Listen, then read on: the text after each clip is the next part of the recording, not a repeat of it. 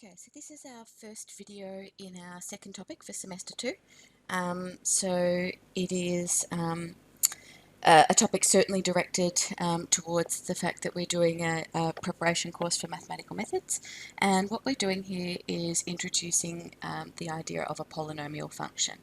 Now, we've actually been working with polynomial functions quite a lot throughout Year 10 already, because linear and quadratic functions are examples of polynomial functions.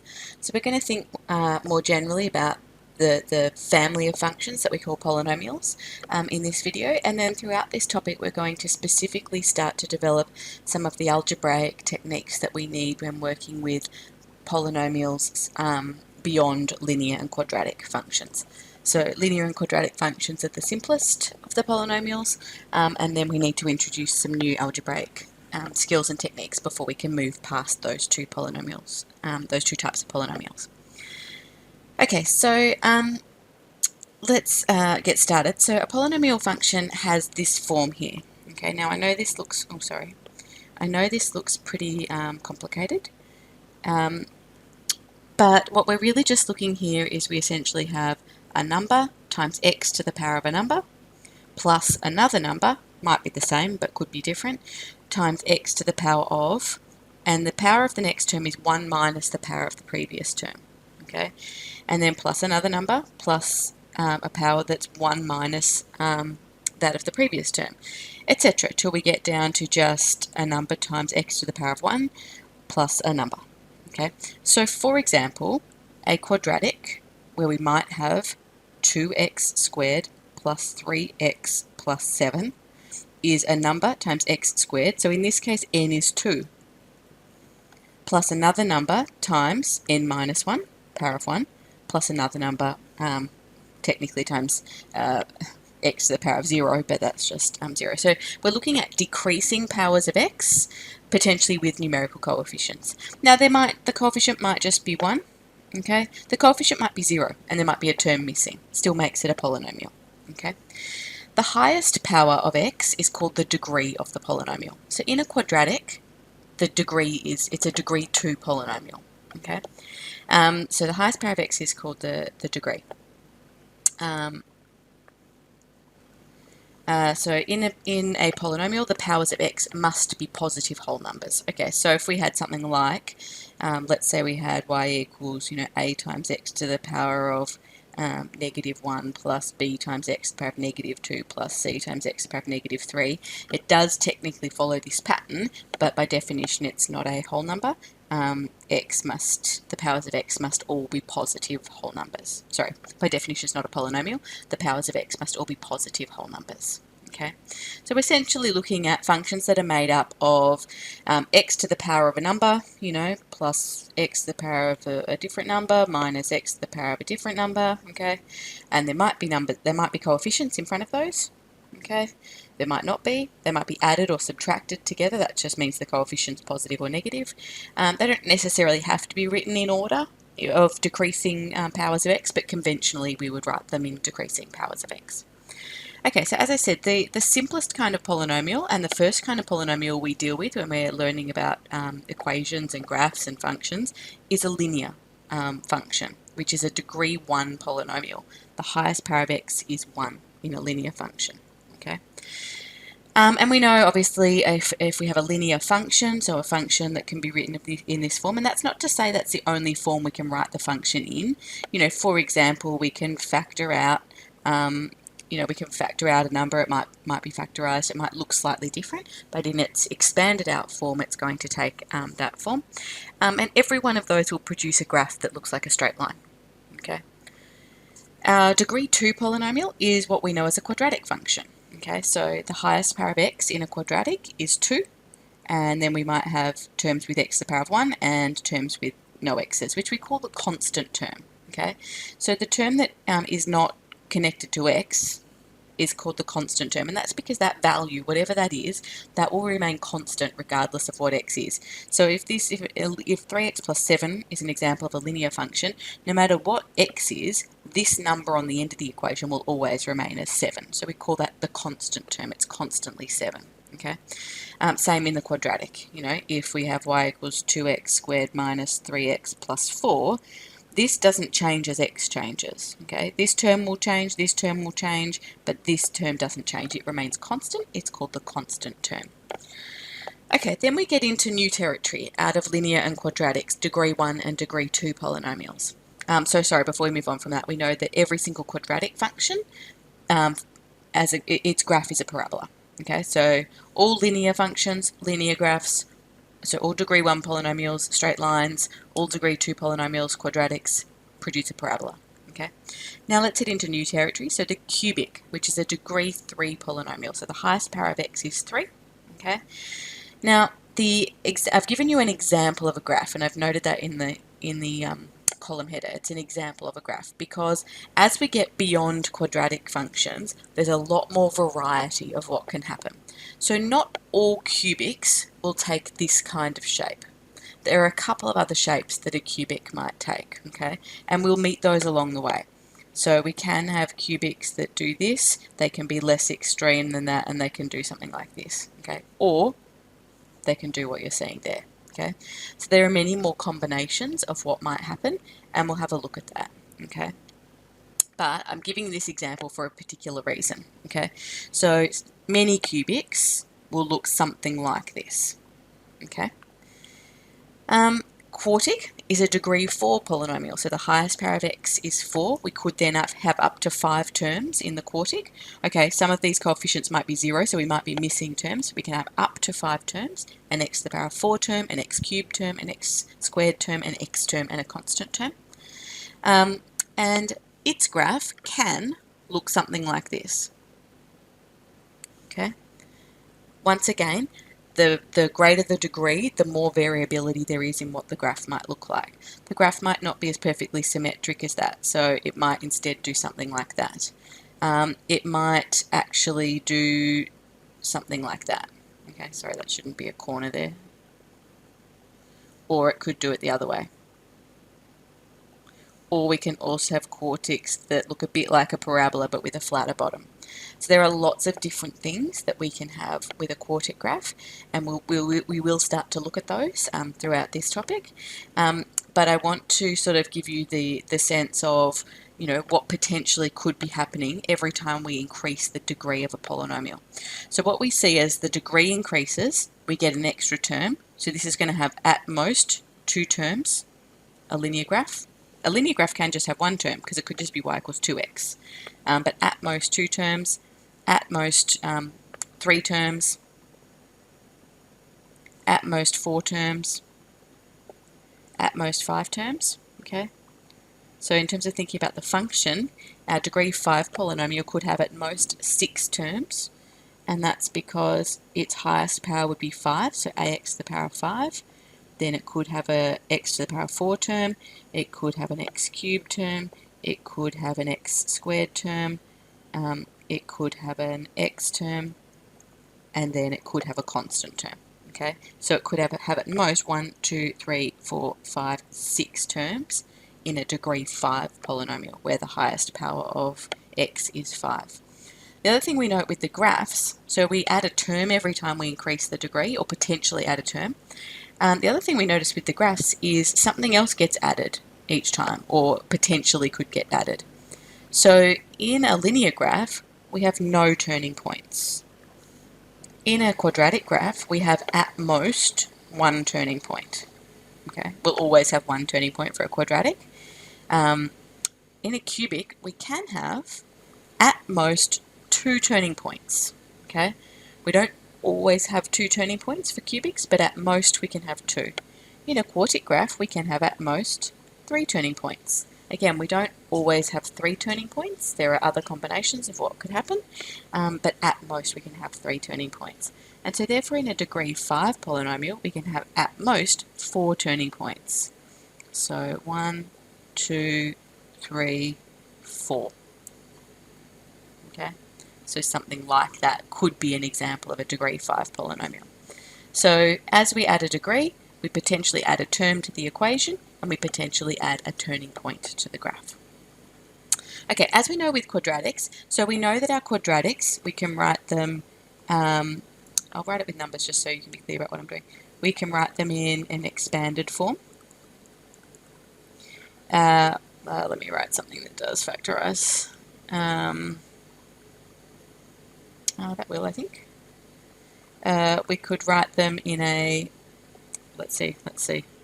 I'll do it on my cast just to be quicker. Let's see if we can factorise it. Factorising 2 times x squared plus x minus 3, I think it should. Yep, we could write it in a factorised form. Or we could complete the square. 2x squared plus x, see how it would have been quicker if I'd defined it, for x, or we could write it in turning point form. All three of these are exactly the same equation, okay? In the same way, any other polynomial, a cubic, we might be able to write it expanded out like this. We might be able to factorise it, and if it was factorised and it was a cubic, it would have potentially 3 brackets, okay? Or we would be able, could write it in this sort of turning point form, which isn't called turning point form anymore, but it would be cubed on this bracket, okay? If it was a degree 4 polynomial, we'd have highest power of x is 4. We could have then at most 4 brackets, and in this form it would have a power of 4. Now the difference with cubics and quartics, so quadratics, every single quadratic can be written in all 3 of these forms. Actually, not necessarily this one. We could force it with surds. Okay. However, a cubic or a quartic, not all of them, most of them can be factorised. Okay, again, it might require using surds, but can be factorised, but not all can be written in this turning point form. Okay, and that's where we potentially get different graph shapes. Cubics and quartics that can be written in this turning point form, for want of a better word, will have different graph shapes than those that can't. Okay, so just to be clear, but again, we can write the understanding that we can write our polynomials in different forms, and it doesn't mean that they're not polynomials.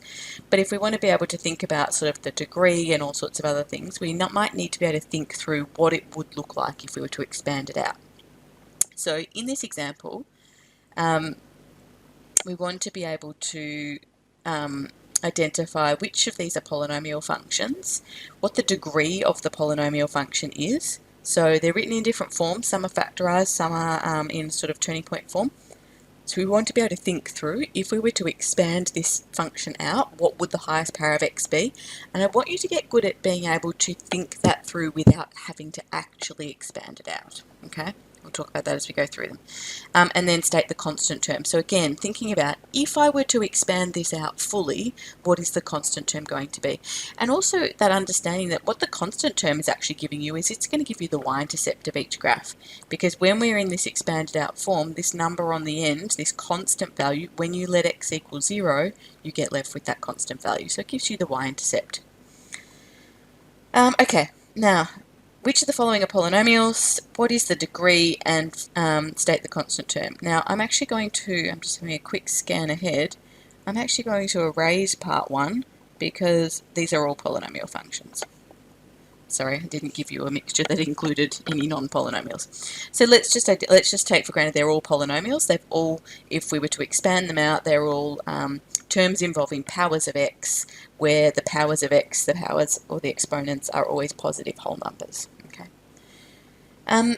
Okay, so what is the degree and what is the constant term? So f of x in the first one is clearly a linear function. The highest power of x is 1.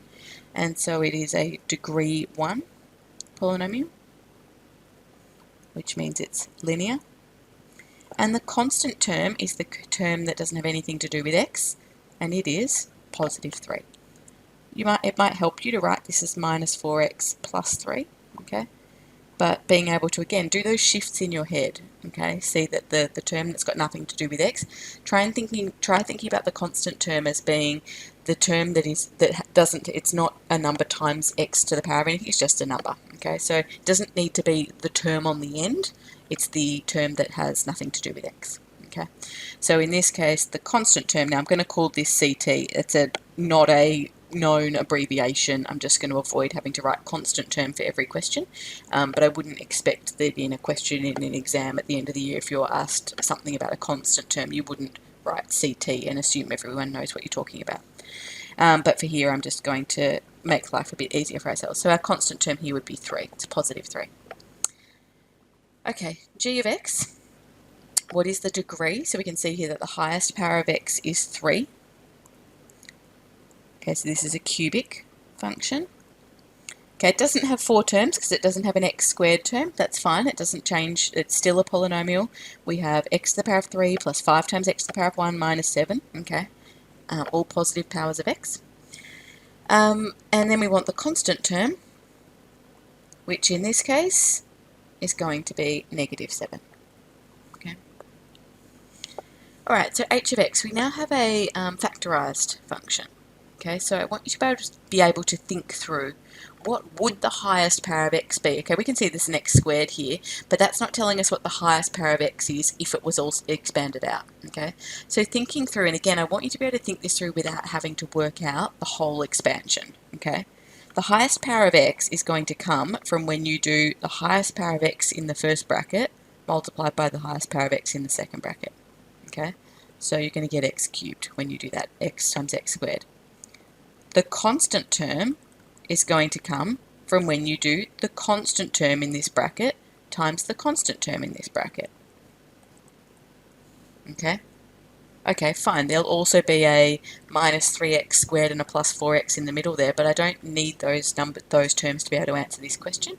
So pinpointing, where does the highest power of x come from when I do the expansion? It's going to come when I do the highest power of x in this bracket times the highest power of x in this bracket to give me x cubed. Okay.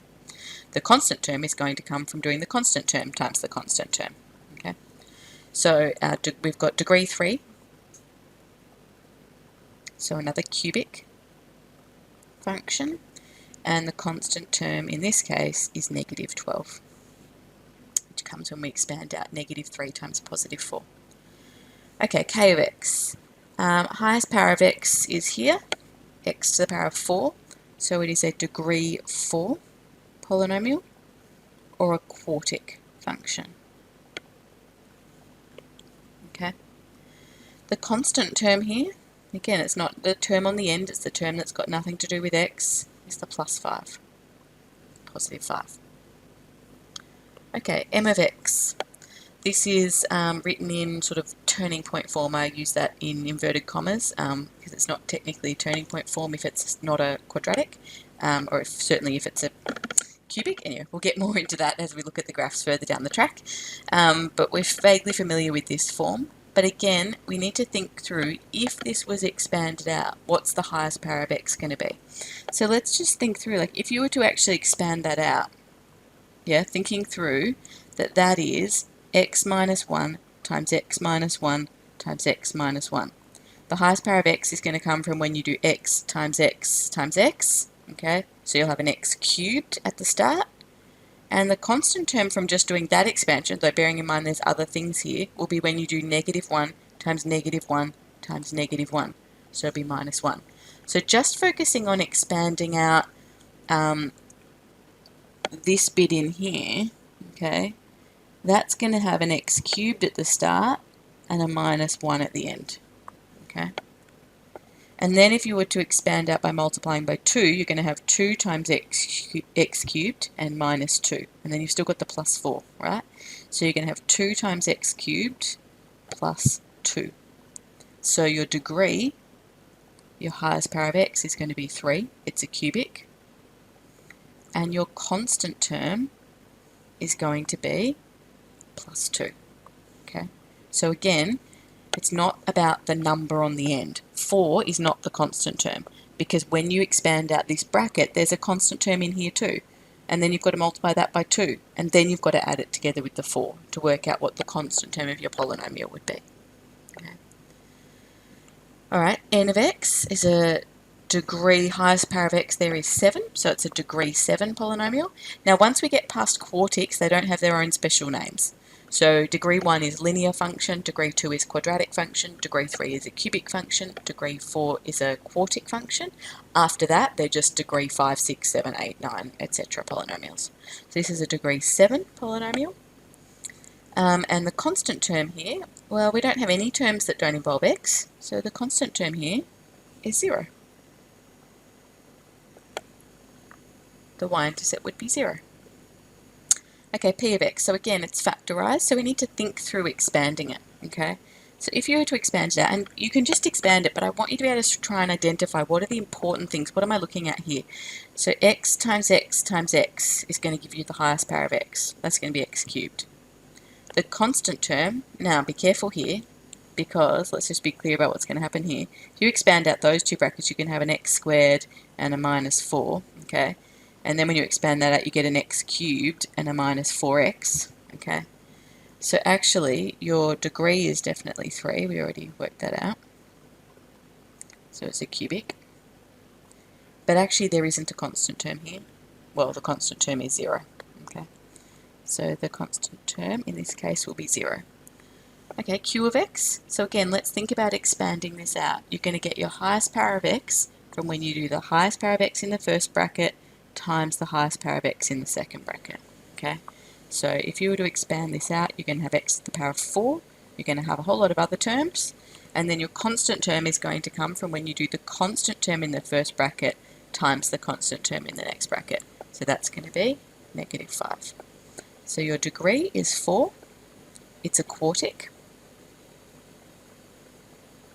And your constant term here, which will be the same as your y-intercept value, is negative 5.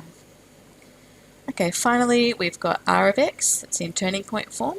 Okay, again, thinking through, if you were to expand this out, that's a perfect square. You're going to have x squared and you're going to have plus 4 at the end. Okay, yeah, there'll be another term in there, but that's not relevant given that we want the highest power of x term and the constant term. And then there's a minus 3 here. So if you were to expand this out, you're going to have half x squared plus 2 minus 3 and half x squared minus 1. Okay, so again, your constant term is not just the number on the end. The constant term is once you've expanded everything out, what's the term on the end that's got nothing to do with x? I just used that phrase, term on the end. But it has to be fully expanded out. Because again, this isn't the only constant in this equation. When you expand this bracket out, there'll also be a constant here. So you actually need to be able to combine together what happens to be able to identify the constant term. Sorry, it's a squared missing off there. Okay, so our degree is degree 2. This is a quadratic. And the constant term here, or the y-intercept, is negative 1. Okay, example 2.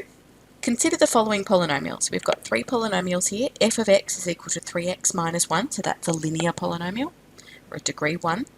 G of x is equal to x squared minus 5x plus 6, so that's a degree 2 polynomial, or a quadratic. And h of x is equal to 5 minus x plus 7x squared plus x cubed, that's a cubic, or a degree 3 polynomial. Okay, so we're going to have some practice with function notation again here as well, so continuing to keep that fresh. It's a really important mathematical skill through many topics. And just working with these functions. So let's first of all find f of 2 squared minus g of negative 3. Okay, so let's think about what f of 2 means. Just focus on that. Okay, so f of 2 means wherever there's a 2 in an x in f of x, we're going to replace it with a 2. Okay, so f of 2, so it's going to be squared, but f of 2 is 3 times 2 take away 1. We're going to square that.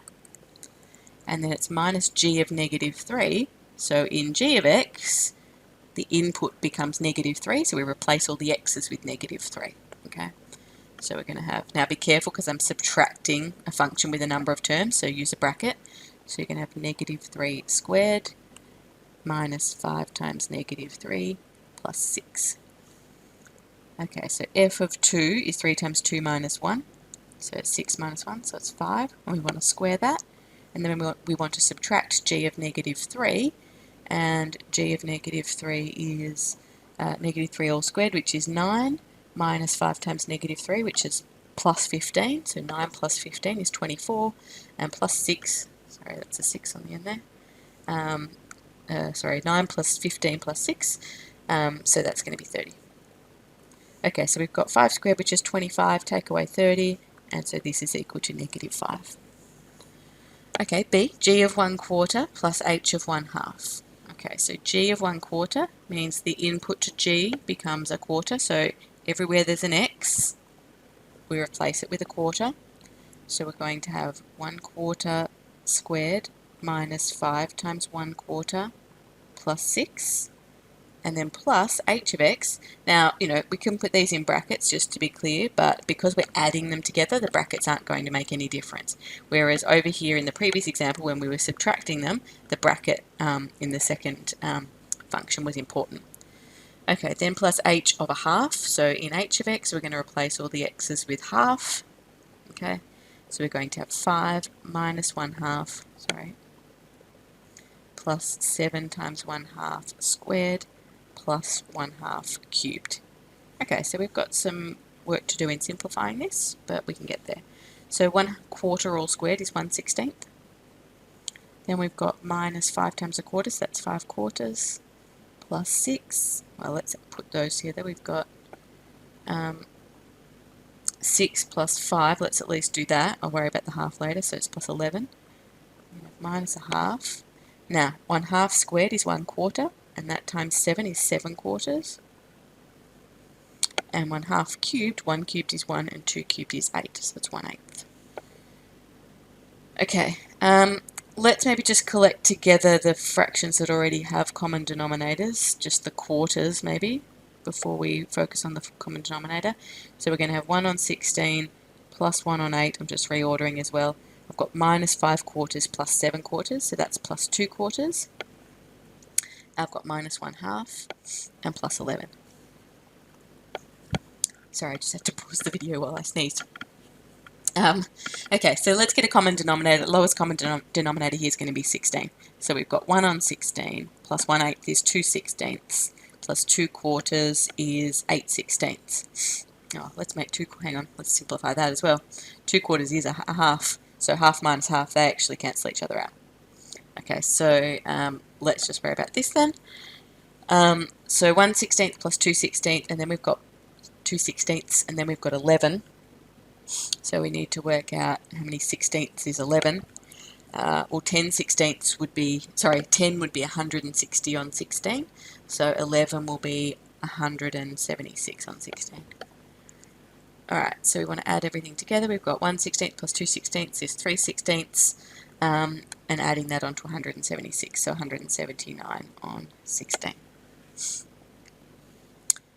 Okay. Part C, f of x plus g of x. Okay, so we're not substituting anything into the function here, we're just taking f of x, which is 3x minus 1, and adding it together with g of x, and g of x is equal to x squared minus 5x plus 6. Then we can collect some like terms. Conventionally with a polynomial we write the highest power of x first, so let's write x squared. Then we've got 3x minus 5x, so that's minus 2x, and minus 1 plus 6 is plus 5. Okay, h of x minus g of x. Now h of x is the cubic, 5 minus x plus 7x squared plus x cubed. And we want to take away g of x. Now be careful when you're subtracting, because we need to subtract the whole of g of x, which is x squared minus 5x plus 6. Okay, so again, let's collect like terms, let's write everything in order. So highest power of x is x cubed, and there's just one term with that, so we've got x cubed. Then we've got x squared. We've got 7x squared minus x squared, so that's going to be 6x squared. Then we've got x, we've got negative x minus 5x, so that's negative x plus 5x, so that's plus 4x. And constant terms, we've got 5 minus 6, and so that's negative 1. Okay, 4 times h of x. So we're going to have 4 times h of x, which is 5 minus x plus 7x squared plus x cubed. And so that will be 20 minus 4x plus 28x squared plus 4x cubed. Alright, 3 lots of f of x minus g of x, Okay, so we're going to do 3 times. Now f of x is 3x minus 1, and then we're subtracting g of x, again making sure you subtract the whole of g of x, so the brackets are important. So expanding out this first bracket, we've got 9x minus 3, and then let's expand out with the negative. So we've got minus x squared plus 5x and minus 6. Alright, collecting like terms, highest power of x down. So we've got negative x squared, 9x plus 5x is plus 14x, minus 3 minus 6 is minus 9. Okay, part G, f of x times g of x. Now f of x was 3x minus 1. and we want to multiply that by g of x, which is x squared minus 5x plus 6. Okay, so we just need to expand out. Let's multiply each term in the second bracket by 3x. So we're going to have 3x cubed. 3x times negative 5x is minus 15x squared. 3x times positive 6 is plus 18x. And then negative 1 times each term in the second bracket. Negative 1 times x squared is minus x squared. Negative 1 times minus 5x is plus 5x. And negative 1 times 6 is minus 6. Right, collecting like terms. We get 3x cubed minus 15x minus 15x squared minus x squared is minus 16x squared, plus 18x plus 5x is plus 23x, and minus 6. Okay, part H, we've got h of x times g of x. So h of x is 5 minus x plus 7x squared plus x cubed. And we want to multiply that by g of x, which is x squared minus 5x plus 6. Okay, there's no shortcuts to this. You've got 4 terms and they each need to multiply the 3 terms in the second bracket. So just be systematic about it, multiply everything by 5, then multiply everything by negative x, etc. We'll get lots of terms and then we'll collect them all together. So I'm just going to give myself some space. 5 times x squared is 5x squared. 5 times negative 5x is negative 25x. 5 times 6 is 30. Minus x times x squared is minus x cubed. Minus x times minus 5x is plus 5x squared. Minus x times 6 is minus 6x. 7x squared times x squared is plus 7x to the 4. 7x squared times negative 5x is minus 35x cubed. 7x squared times 6 is 42x squared, sorry. And finally, x cubed times each term in the second bracket. X cubed times x squared is going to be x to the power of 5, so that's our highest power of x there. X cubed times negative 5x is minus 5x to the 4, and x cubed times 6 is 6x cubed. Okay, let's collect together our like terms. Highest power of x is x to the 5. We've just got one of those. Okay, then x to the 4 terms, we've got 7x to the 4 minus 5x to the 4, so plus 2x to the 4. We then have negative x cubed minus 35x cubed and plus 6x cubed.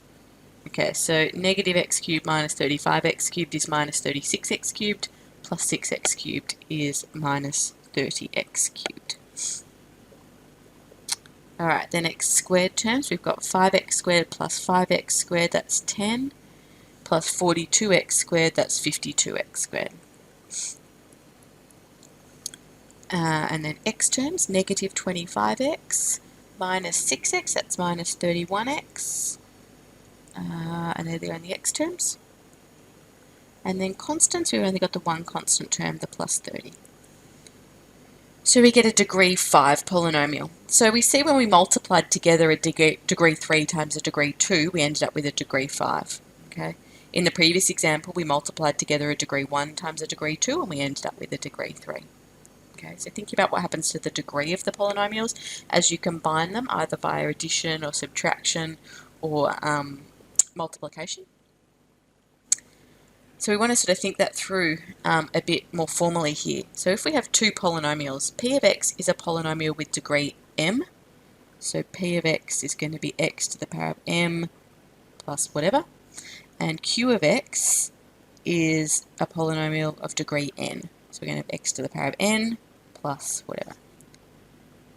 Okay, so we want to think about what happens to the degree when we add them together, when we multiply by a number, when we multiply them together, when we square them, etc., etc. Okay, so if you're going to have p of x plus q of x, if you're going to add these functions together, you're not going to create any terms with a degree that's any higher than m or n, okay, because they don't, you're not multiplying them together. Okay, so you would have, you know, x to the m plus x to the n plus other terms, which are all of a lower degree. So thinking about what the highest degree here is, and the important information here is that m is bigger than n. So x to the m is the highest degree, and so p of x plus q of x would be a degree m polynomial. Okay.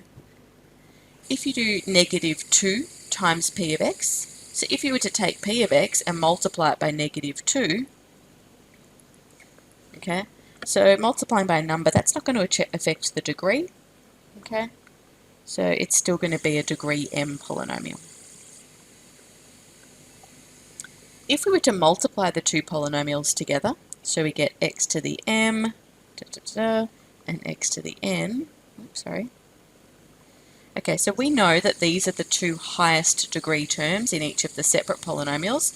So the highest degree in the answer will come when we multiply those together. X to the m times x to the n is x to the m plus n. Okay, so this will be of degree m plus n, and we were talking about that in those last two examples in the previous question. So when we multiplied a degree 3 by a degree 2, we got degree 5, 3 plus 2. When we multiplied degree 1 times degree 2, we got degree 3, 1 plus 2. Okay. And what happens if we square q of x? So q of x is x to the n, and then if you square that, which means you multiply it by x to the n, okay, your highest term again is going to come from when you do x to the n times x to the n, which will give you x to the 2n, or x to the n plus n, which is 2n. So this one will be degree of 2n. So you're not going to change the degree just by adding or subtracting polynomials. You'll still just be the highest degree that you started with. You're not going to change the degree by multiplying or dividing by a number. Okay, but when you multiply two polynomials together, you'll create a polynomial with a larger degree. Similarly, when you divide two polynomials, you would create a polynomial with a smaller degree. So let's add in a part E here actually. What about if we were going to do P of x divided by Q of x? Okay, and if we ended up doing that, what would actually happen is we would end up with we're going to have x to the m over x to the n, and so we end up with x to the m minus n. Index law is important here. So the degree becomes m minus n. So degree is going to change if you multiply or divide polynomials. If you raise polynomials to a power, so square or cube a polynomial, which is essentially multiplying it, you're going to get a new polynomial with a different degree, but simply adding or subtracting won't change it. Okay, so we just really want to work through a whole lot of algebra practice here, whether that's substitution, whether that's expanding brackets, whether that's factorizing or simplifying, or whether that's also just developing our understanding of our function notation. So the work for today is a mixture of questions from both exercise 10D and 10E. The list of questions is here, and obviously it's also listed in your topic booklet.